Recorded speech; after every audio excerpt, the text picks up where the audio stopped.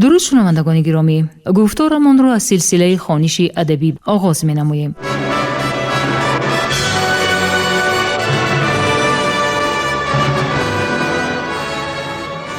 با توجه شما سلسله کتاب کسینوفونت تحت عنوان کروشنامه در ترجمه، تحریر، سرسخن و توضیحات دکتر علم‌های فلسفه پروفسور رمضان نظریف در قرائت کارمند شایسته تاجیکستان علیزاده عبدالرشید خوجمقل تقدیمتان می‌گردد. گفتار 99.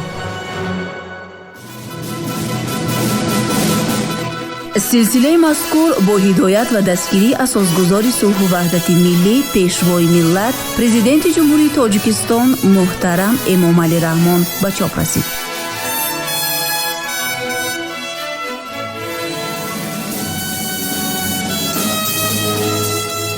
کروشنامه اثری است که تربیه سرلشکر و حاکمی آرمانی مردم فارس را در دوره هخامنشی‌ها تصویر می‌کند.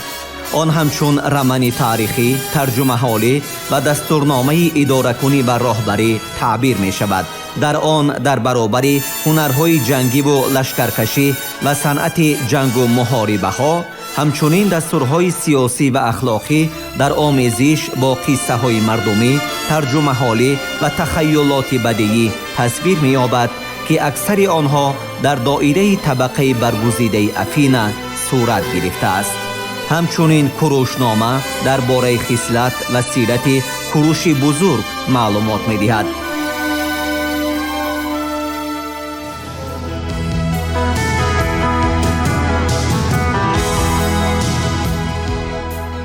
باروخوویچ جای کیراپیدیا در تاریخ نثر یونان.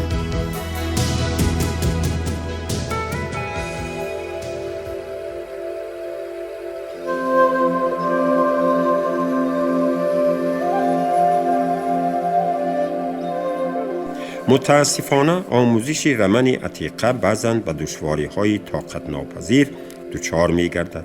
از همه حلقه‌های پیوندی زنجیر طولانی مهمترین آنها در کنار ماندند. یگان نمونه رمن الینیستی تا به زمان ما باقی نمانده است که فهمش ما را درباره دریافت ریشه این ژانر خیلی آسان کرده می‌توانست. با وجود این ما حق تصدیق نکته را داریم که طبق آن کیراپیدیا را خصوصیت حکایوی آن درباره حیات قهرمانی که با سخن آزاد افاده یافته است وجودیت یک سلسله لحظه هایی که داوطلب اصالت تاریخی دارند اما در حقیقت تخیلی برای افشای غایه های مؤلف خدمت می رسانند می باشند. سخنرانی ها و مکالمه های سرشماری که قصه را پرماجرا می سازند با رمن عتیقه نزدیک می کنند. کیراپیدیا را با رمن های قدیمی تا به روزهای ما رسیده یک نوع زمینه تاریخی قرابت می سازد که برای بیشتر حقیقت نما ساختن حادثه های قصه شونده مساعدت می کند. چون این زمینه تاریخی مثلا برای رمن خریتان خاص است که در آن خادم سیاسی سیراکوز گرماکرات که حقیقتاً در آخر عصر 5 پیش از میلاد زندگی کرده است. مثلا در تاریخ یونانی کسینوفونت ذکر می شود نشان داده شده مورد تعریف و توصیف قرار گرفته است.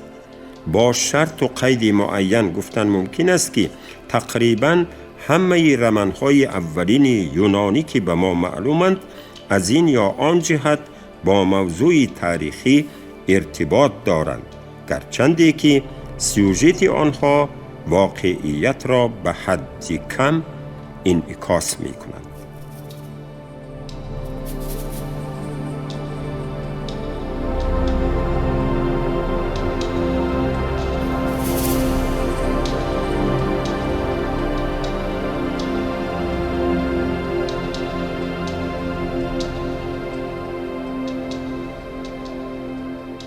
از ویژگی هایی که خاص رمن معاصر بودند، پیشگذشته عتیقه آنها دایره فراگیر واقعیت را داشتند.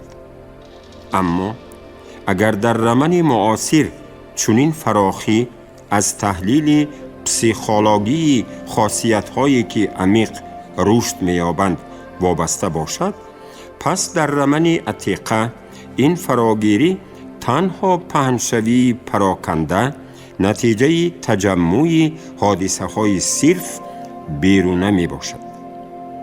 رمن عتیقه به عمیقی تصویر انواع انسانی نرسیده تلاش می‌ورزید که خواننده را با ضمیمه‌های گوناگون بیگانه، حکایه‌های جالبی که اکثراً به طور صنعی به مسیر حکایه اساسی وارد کرده می‌شود شوقمند سازد. مؤلفان رمن قدیم چنان که راده قید می‌کند، به جای آنکه از جهت بدیعی اهمیتناک باشند، به تأثیر سرگذشت‌های غیر عادی و فراغتی رجوع نمودند.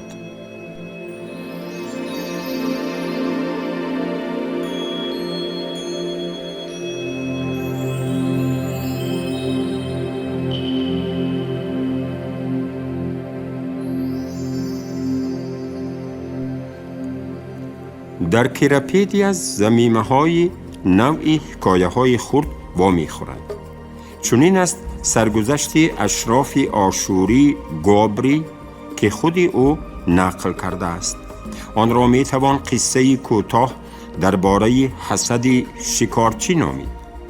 پسر یگانه گابری از دست شاه آشوری به هلاکت می رسد و به او تنها برای آن نفرت داشته است که پسر گابری در مقایسه با او شکارچی ماهرتر و موفق تر بود.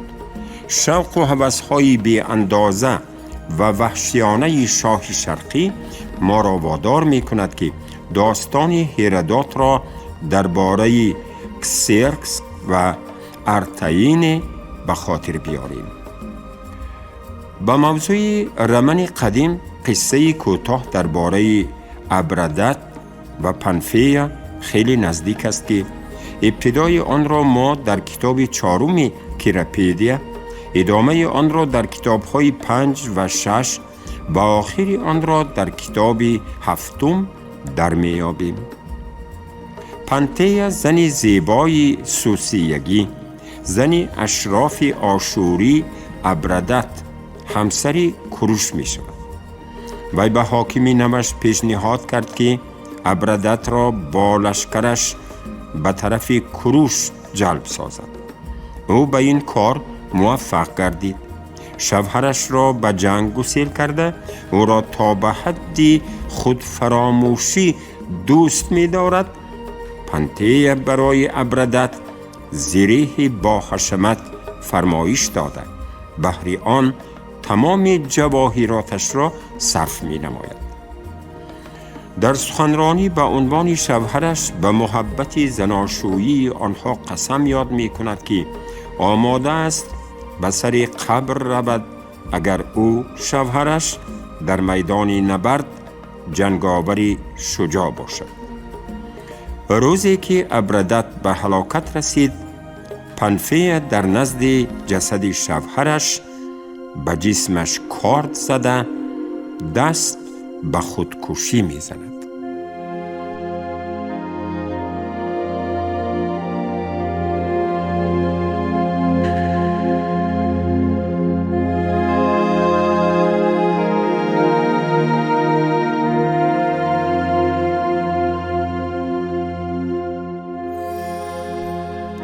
در این داستان عشق پاکی زن و شوهری که در آن پرینسیپ شهروندی به جای اول می براید، در مقایسه با سوژت های عشق دوره الینیستی که با خصوصیت شهوانی فرا گرفته شده اند، پنفیا که حتی در اسارت کروش به شوهرش صادق مانده بود، همچون شهروندی حقیقی سپرتنی ظاهر می شود. و شهرت جنگاوری شوهرش را از جان خود هم بیشتر قدر می کند. رفتار مردانه او قهرمانی عشق او می تواند سوژه رمان محلی اسپارتانی باشد که آن را مؤلف کیراپیدیا به زمینه شرقی آن انتقال داده است. روحیه اخلاقی و پسیخولوژی رمان به آرمان‌های مؤلف که تمام عمر طرز حیات اسپارتانی را پرستش کرده است کاملا موافق است.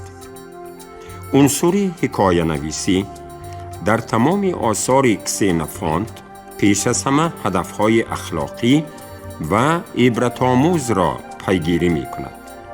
کوروش اخلاقی بلند و پرهیزگاری خیش را با خودداری از ملاقات با اسیرزن زیبایش نشان می دهد. حکایه کوتاه درباره پنتیا و ابردت با یک حکایه دیگر درباره محبت ارسپ شخصی به کوروش نزدیک به پنتیا که به او پاسبانی کردن زن زیبایی سوزیانی باور کرده شده است به هم پیوسته است. ارسپ قسم خورد که به پنتیا عاشق نخواهد شد ولی عشق بر اراده او قوی تر برآمد. چنان که تریکنر تاکید کرده است قصه عشق ارسپ و پنتیا یکی از اولین نمونه های عقلگرایی تصورات گسترده در بین یونانی ها بود که افرودیت از هر کسی که به او بی‌اعتنایی می کند قصاص می گیرد. مقایسه کنید با اسطوره ها درباره گیپالیت، دفینه، اریتوزا، اتلانتا و غیره.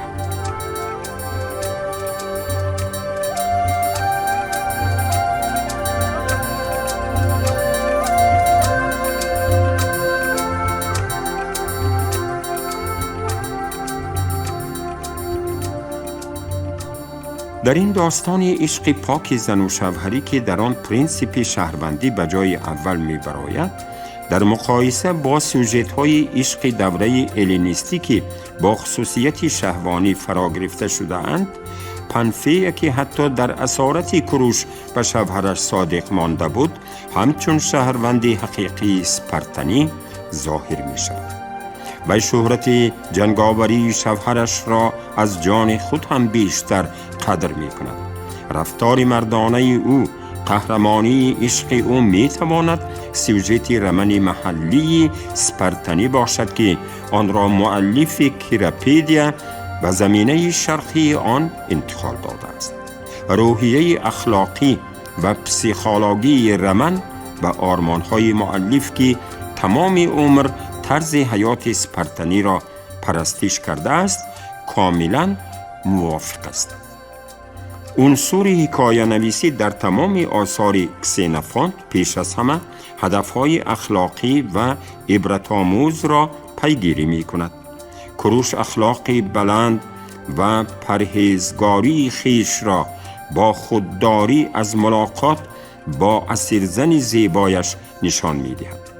حکایه کوتاه درباره پنتیا و ابردت با یک حکایه دیگر درباره محبت ارسپ شخصی به کوروش نزدیک به پنتیا که به او پاسبانی کردن زن زیبایی سوزیانی باور کرده شده است به هم پیوسته است. ارسپ قسم خورد که به پنتیا عاشق نخواهد شد ولی عشق بر اراده او قوی تر برآمد.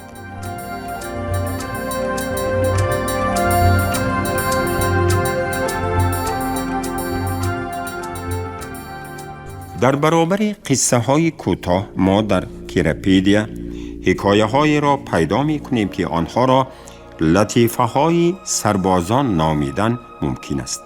این ژانر قصه خلقی مخصوصاً در بین زرخریدان که کسنوفونت حیات خود را با آنها وابسته کرده بود رشد می یافت. و شخصی اولین نبود که برای ایجادیات خود از این سرچشمه مواد گرفته است. هنوز پدر تاریخ هرودوت در اینجا در ملاقات با اولاد زرخریدان یونانی که در مصر زندگی می کردند مواد جالب پیدا کرده بود. سرگذشت بی‌معنی درباره دختری فرعون مصری که در فاحشه‌خانه به همه تن فروشی می کرد و سنگ‌های بزرگ را به صفت پول اضافی می گرفت، از آنها بعدتر در میدان اهرام‌ها حرم کوچکی ساختند. نگرید هرودوت قسم 2 صفحه 126. با احتمال زیاد چنین یک لطیفه سربازی رایج در بین زرخریدان یونانی که در مصر خدمت می کردند پیدا شده است. در کتاب دوم کیراپیدیا مهمانانی که در خیمه کوروش جمع آمده بودند، آنها فرماندهانی بودند که کوروش آنها را گاه گاه به ضیافت دعوت میکرد. صحبت‌های دنیوی می‌گذراندند و مثل هر چیزی که کوروش آغاز کرده بود، هدف آن نیز تعلیم و تربیه جنگاوران نمونوی بود. یکی از افسران، تاکسیارخ گوشتاسپ، لطیفه را درباره آن نقل می کند که چطور در وقت خوراکشان یکی از جنگاوران برای حریصیش جزا داده شده است. از پس او افسری دیگر لطیفه خنده آوری را درباره یک سرباز نوی کم عقل قصه می کند. این قصه ها که به سطح و شوق و ذوق شنوندگان کاملا موافقند، به استثنای تاکسیارخ اگلیتات، افسری ترشرو و غضبناک، باعث خنده همگان می گردد. شوخی ها در حال به عنوان او آغاز می شوند، شوخی هایی که از آنها بوی اردوگاه سربازان اسپارتانی می آید.